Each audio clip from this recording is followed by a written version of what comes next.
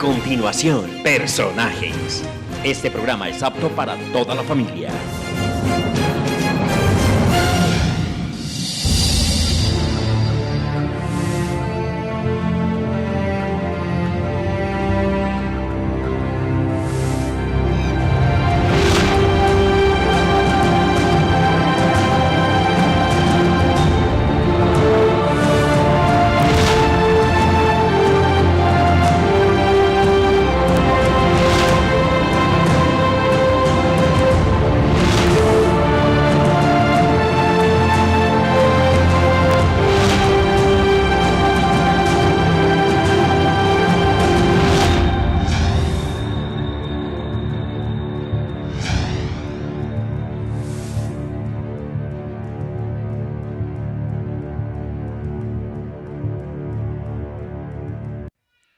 Buenas noches y bienvenidos a este programa Personajes en el canal CNC. Saludamos un saludo muy especial a quienes nos ven a través de los diferentes cableoperadores en la aplicación UNETV y por supuesto en www.canalcncmedellin.com. Iniciamos hoy con una invitada muy especial, ella es la concejal por el Partido Centro Democrático, María Paulina Aguinaga. Concejal, bienvenida a Personajes, ¿cómo está? Muy buenas noches, Juan Pablo, muchísimas gracias por la invitación y muy buenas noches para todos los televidentes. Bueno, concejal, para que antes de entrar en materia, ¿quién es María Paulina Aguinaga? Cuéntenos. Bueno, yo soy obviamente una mujer, tengo 31 años, soy profesional en finanzas y relaciones internacionales de la Universidad Externado de Colombia. Tengo una maestría en Economía Internacional y Desarrollo de la Universidad de San Francisco en California, Estados Unidos, y he tenido la oportunidad de trabajar con diferentes organismos internacionales como Naciones Unidas, acá en Colombia, en temas humanitarios, de desplazamiento forzado, en zonas supremamente afectadas por el conflicto. También trabajé con el Banco Mundial en África, en Uganda, diferentes temas macroeconómicos y de regalías de petróleo, y he hecho también trabajo académico con mi Universidad de San Francisco. Ahí también trabajé como asistente de investigación y como profesora asistente, y ahora me encuentro en el Consejo de Medellín. Oiga, concejal, ¿en qué momento hizo todo eso? No sé, yo creo que me ha rendido el tiempo, yo creo que es porque no me he casado. Bueno, concejal, para que entremos en materia, ¿cuál es su opinión de que en este momento se estén refrendando los acuerdos los acuerdos entre el gobierno nacional y las FARC por vía del Congreso? ¿Cuál es su opinión? Yo creo que eso claramente viola los resultados que se obtuvieron en el plebiscito el pasado 2 de octubre. Acá no se está respetando la voluntad del pueblo. Si tuvimos tantos años de guerra, fueron tantos años de negociación, ¿por qué nos quieren hacer tragar unos acuerdos con unos sapos tan grandes en unas pocas semanas, cuando la idea es que esto realmente sí sea una paz estable y duradera que nos beneficie a todos, ¿no? Ese es digamos que el mayor inconveniente que yo le veo. Yo lo que pienso es que como el gobierno Santos, el único argumento que ha tenido y su plan y su eje de gobierno ha sido el tema del proceso de paz, esto sin duda tuvo un revés muy grande el pasado 2 de octubre, esto tiene este tipo de implicaciones y que hay un desespero por parte del gobierno nacional de que esto sea aprobado a como dé lugar, sin importar las consecuencias futuras que esto va a tener. Con este nuevo acuerdo que se firmó el pasado 24-25 de noviembre en Bogotá, ¿qué es lo que esperaba Centro Democrático? ¿Que se hiciera otro plebiscito o qué esperaban? Pues que realmente se hicieron las reformas estructurales al acuerdo, si bien se cambiaron algunas cosas, digamos que fueron más de forma que de fondo, pero no se están teniendo en cuenta sectores muy importantes como es el tema de los familiares de las víctimas, los familiares de esos secuestrados que llevan años, que todavía no saben si su ser querido está vivo, está muerto y dónde se encuentran, esos menores de edad, que son miles de menores de edad que han sido reclutados de forma ilegal por las FARC, y por estos grupos armados al margen de la ley y que aún no se tiene respuesta, que no hay una clara voluntad por parte de ellos de devolverlos, porque si ellos tuvieran la voluntad dirían, aquí tenemos estos menores y gobierno, Cruz Roja, organismos internacionales, se los devolvemos para que estos jóvenes tengan una nueva oportunidad de vida, una nueva esperanza, y eso no se ha visto. El tema también del narcotráfico, que sea considerado como un delito conexo, a mí me parece que causa o genera un mal mensaje en nuestra sociedad, primero por esa cultura mafiosa de la cual Medellín todavía sigue siendo víctima, eso de que todavía tengamos tours que patrocinen visitar los lugares históricos de Pablo Escobar, es como una marquilla que tenemos acá que no nos la hemos podido quitar.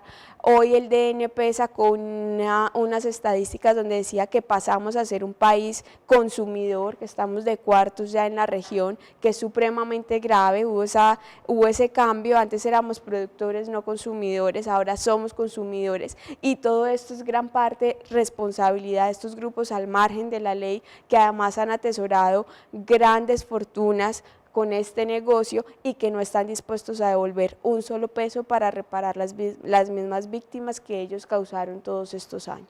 Concejal, vimos que en el Senado, tanto en el Senado como en la Cámara, no estuvieron presentes en la votación los del Partido Centro Democrático, y esto llevó a que los del partido en la Cámara, del Partido Conservador, emularan y se abstuvieran de votar por este nuevo acuerdo. ¿Cuál es su opinión frente a que los conservadores siguieron esto del Centro Democrático? Yo creo que acá es importante resaltar algo, y es que en la lucha con el no, digamos, que traía el Centro Democrático desde el plebiscito, bueno, primero empezamos con una campaña de resistencia civil, esa marcha del 2 de abril que también fue una marcha masiva, después la campaña por el no en el plebiscito, no era solo el Centro Democrático como se quería hacer ver, ahí también teníamos representantes de diferentes partidos, incluyendo el Partido Conservador, donde habían líderes muy importantes como el ex procurador Alejandro Ordóñez, la doctora Marta Lucía Ramírez, teníamos también al expresidente Andrés Pastrana. Entonces, si bien es cierto, el Centro Democrático ha sido como esa figura más visible dentro de este proceso, no ha sido solo el Centro Democrático, y yo también creo que ahí las redes sociales juegan un papel fundamental. ¿Por qué? Porque ya ahorita la gente no traga entero, también la gente se mete y ve en las redes sociales, en internet, quiénes son los senadores, los representantes que votaron positivo, por qué lo hicieron, y yo también creo que estos representantes tienen un gran temor de esa sanción social que puede hacer la ciudadanía frente a estos acuerdos que además están violentando los resultados del pasado 2 de octubre. Concejal, luego de ser aprobado este acuerdo, ¿usted qué cree que viene para Colombia? Bueno, yo creo que se viene una fase muy dura que va a ser implementar esos acuerdos. Y creo que va a ser muy dura porque, como dicen las abuelas, desde el desayuno uno se da cuenta cómo va a ser el almuerzo. Y la comida. Y la comida. Entonces, si empezamos a mirar todos estos reveses que ha tenido el proceso de paz, que el pueblo es la gran mayoría que no estuvieron de acuerdo, además hubo una abstención muy grande en el plebiscito, pues entonces ahí nos estamos dando cuenta que no todo el mundo está de acuerdo, que ni el gobierno sabe cómo lo van a implementar. Recordemos que en estas zonas de concentración que se tenían planteado, el mismo gobernador de Antioquia se ha quejado porque en Antioquia se suponía que iban a quedar tan solo 5, ya están hablando de 10 zonas de concentración ubicadas en el departamento, con el agravante que, como lo ha expresado el gobernador, que han llegado ya miembros de las FARC, 100, 200, 300 guerrilleros a estos pueblos, que son generalmente pueblos muy pequeños, azotados históricamente por este grupo armado y que están causando una gran conmoción porque la gente no sabe cómo recibirlos, no sabe si temerles, no sabe si ayudarles, no sabe qué. Y yo creo que no se está dando tiempo tampoco a la población civil a que digiera toda esta serie de cambios, porque en la televisión vemos y nos pintan esto como la gran panacea, el paraíso, que entregan los fusiles, que va a ser un país próspero, que el campo va a volver a florecer, y ojalá así fuera, pero tenemos que ser conscientes que eso toma tiempo, esfuerzo, recursos y que la situación económica del país está muy complicada y que el gobierno también está escaso de recursos. Además que hubo unos guerrilleros que estuvieron haciendo unos preagrupamientos sin control por parte del Estado, llegaban a los municipios y ni los alcaldes ni el gobernador Claro, de Antioquia sabía qué qué estaba estaban pasando. haciendo. Entonces, claro, cuando llegan a un municipio pequeño, un grupo de 100 guerrilleros, obviamente la gente se conmociona porque hay dice qué va a pedagogía ahí, es pasar, que- cómo va a ser, cómo se van a mezclar con nosotros, vienen a atacarnos y de todas maneras genera cierto temor y cierta resistencia y ahí todos también tendríamos que hacer un proceso interno de preparación y de sanear el corazón porque siguen existiendo muchos temores, máxime cuando aún quedan dudas frente a temas como los menores, que no los han devuelto, el tema del narcotráfico. Entonces, si tuvieran una verdadera voluntad de paz, yo creo que ese sería un primer paso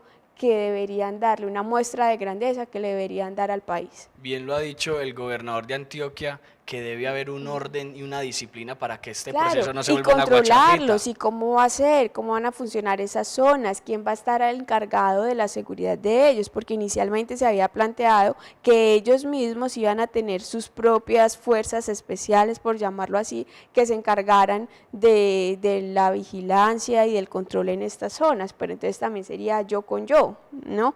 Entonces, ¿qué control hay? Y también qué garantías van a tener ellos, qué van a hacer durante ese tiempo. El tema del desminado también es de suma importancia. Recordemos que en Briceño hace poco se mostró como un ejemplo porque era el primer desminado y demás, pero lo que encontramos fue que tan solo desminaron 12.000 metros cuadrados, o sea, mínimo, y adicionalmente quedaron mal desminados porque una vaca pastando voló en pedazos. Entonces también qué seguridad tiene la población civil de cómo se va a hacer este desminado. Y además porque yo sí considero que los que deben participar activamente en este desminado fueron quienes sembraron las minas. No que sean nuestros jóvenes, no que sea el campesino que estaba intentando vivir de su sustento y de la parcelita que tiene. Bueno, muchas dudas tiene el Centro Democrático frente a este nuevo acuerdo de paz con la guerrilla de la FARC. Es momento de hacer una pausa comercial en personajes, ya regresamos.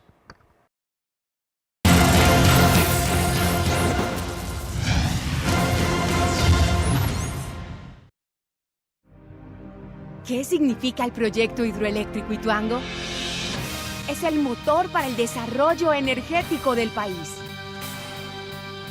Empleo y oportunidades para más de 8.500 familias. El mejoramiento de las condiciones de vida de 170.000 habitantes del norte y occidente de Antioquia. Proyectos productivos, transformación de la infraestructura y preservación ambiental. El impulso a la competitividad y el progreso del país. El proyecto hidroeléctrico Ituango significa un mejor futuro para los colombianos. Dulces a granel, siempre bueno es lo que encontrarás en Mr. Candy. ¿Quieres endulzar tu vida de una manera deliciosa y divertida? Ven a Mr. Candy, donde encontrarás dulces, gomas, chocolates y hasta juguetes. Encuentra al zar de las gomas en los principales centros comerciales de la ciudad. Mr. Candy, el zar de las gomas. En Navidad, Turibús es tradición. Del 30 de noviembre al 9 de enero, disfruta de la magia de la Navidad con Turibús. Por solo 35.000 pesos visitaremos Envigado, el Paseo de la Playa y alumbrados de la zona norte de Medellín. Pero si quieres rematar con la mejor rumba de la ciudad, podrás disfrutar del Turibús rumbero por solo 60.000 pesos que te incluye remate en Dulce Jesús Mío, refrigerio y souvenir. Para más información, contáctanos 371-5054. 251-7500. Turibús te invita a conocer a Medellín. Te invito a caminar a una nueva realidad. Nuestra tierra vibra y sueña, piensa en grande el futuro que anhela. Con el IDEA, Antioquia piensa en grande. Por eso financiamos proyectos que atienden necesidades básicas y mejoran las condiciones de salud, empleo, vivienda, educación, vías e infraestructura en los municipios de nuestro departamento. El IDEA es Crédito para el Progreso. Es Antioquia nuestra promesa. IDEA, impulsa el progreso. Antioquia piensa en grande.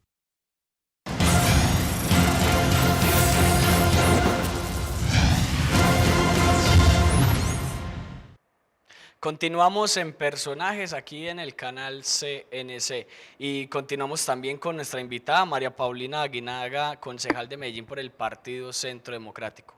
Concejal, usted ha sido una defensora de las empresas públicas de Medellín. Se realizó el segundo debate de control político de las inversiones que hace EPM en el extranjero. ¿Cuál es el resumen, la conclusión de este segundo debate?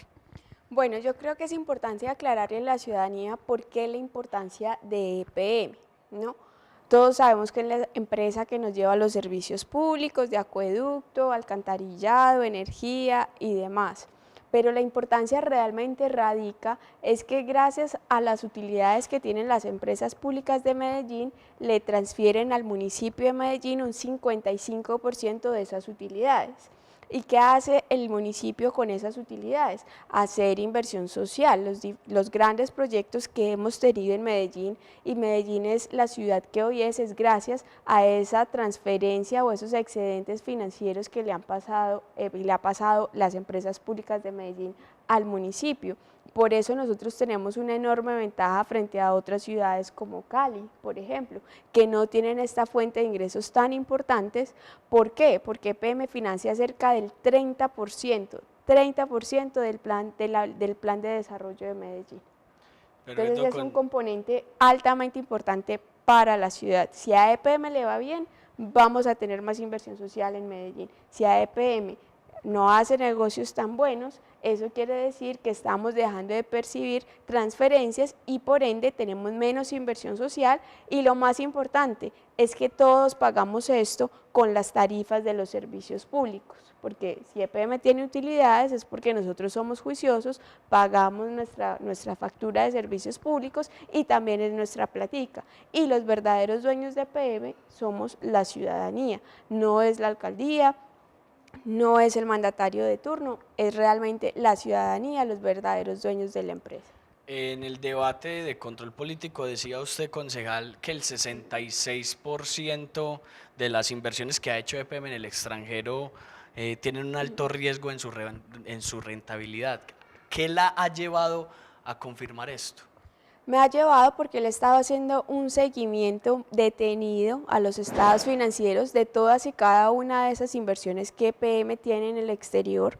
EPM inicia su plan de expansión internacional en el 2003 con una hidroeléctrica en Panamá para la generación de energía, y ahí encontramos que esa hidroeléctrica era pequeña, de 32 megavatios, se pretendía construir en 3 años con un costo aproximado de $50 millones, y esa sola hidroeléctrica de $50 millones que tenía proyectado termina costando $314 millones, o sea, 6 veces más lo presupuestado, con un retraso de 9 años, porque finalmente empieza a operar en el 2015, no en el 2006 como estaba presupuestado, y en los pocos años que lleva de operación tiene pérdidas acumuladas de más de $140 millones.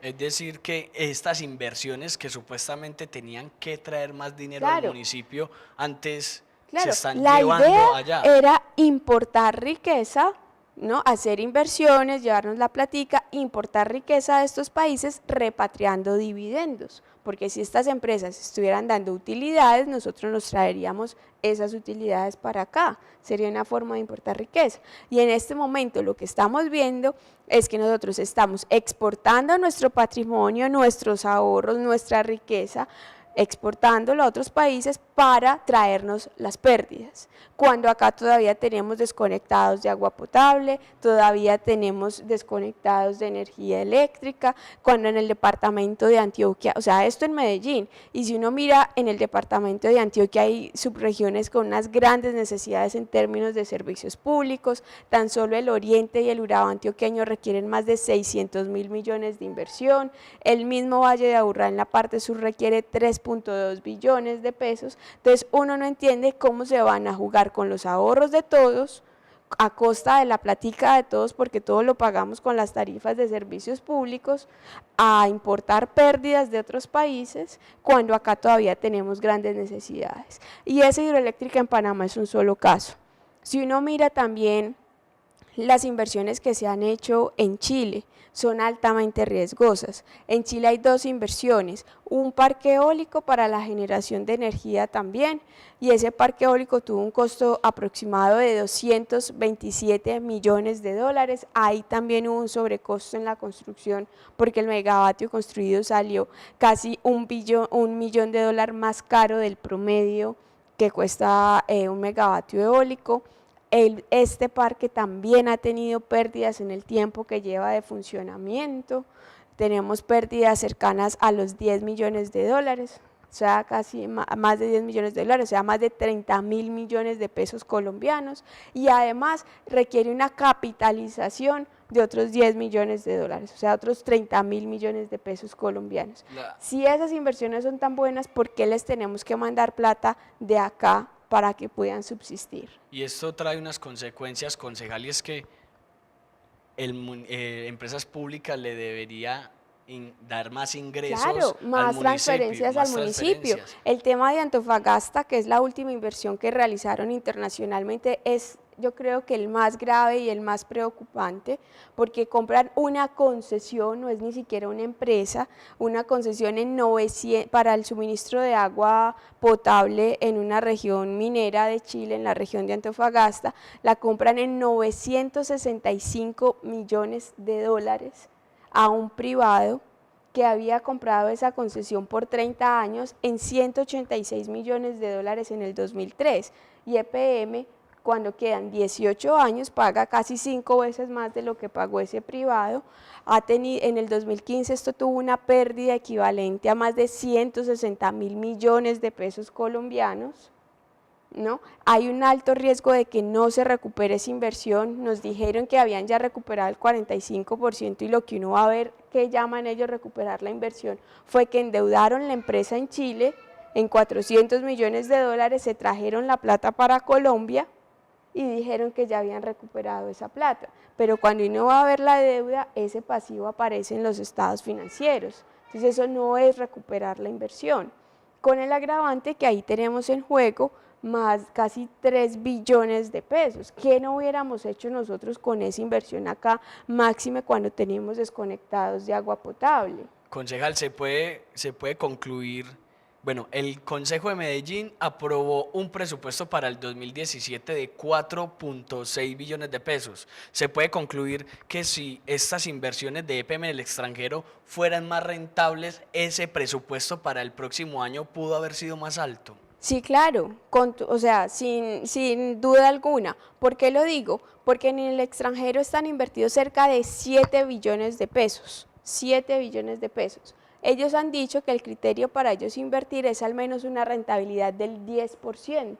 Entonces, si uno dice, tengo 7 billones invertidos, una cuenta de tienda que le entiende cualquiera, me deberían rentar 700.000 millones al año. Si EPM le debe transferir al municipio el 55% de eso, estamos hablando de 500.000 millones solo de inversiones en el exterior o más, ¿no? Que le debería casi 500.000, 450.000 millones solo por inversiones en el exterior a EPM, y en este momento eso no lo vemos porque ellos argumentan que estas inversiones contribuyen en cerca de 230.000 millones al municipio, o sea, estamos recibiendo la mitad de lo que queríamos recibir realmente, con el agravante que cuando uno le pregunta a los directivos de la empresa, explíqueme cuánto aporta en porcentaje y en dinero cada una de estas empresas a esas transferencias al municipio, nos dicen que no es posible establecer el aporte de cada una de ellas.